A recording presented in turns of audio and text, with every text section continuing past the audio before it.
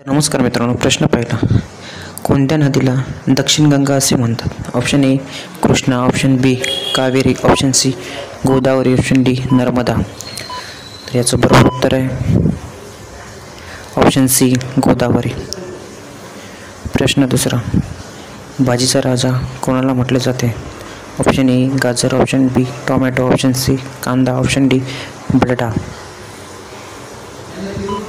तर याचं बरोबर उत्तर आहे ऑप्शन सी कांदा. तर प्रश्न तिसरा असा आहे.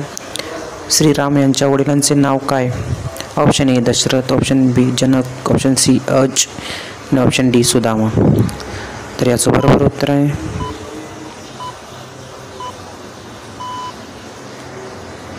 Option A Dasharath. तर अशा जनरल नॉलेज व्हिडिओ पाहण्यासाठी माझ्या चॅनलला सबस्क्राईब करायला विसरू नका आणि एक लाईक जरूर करा. धन्यवाद.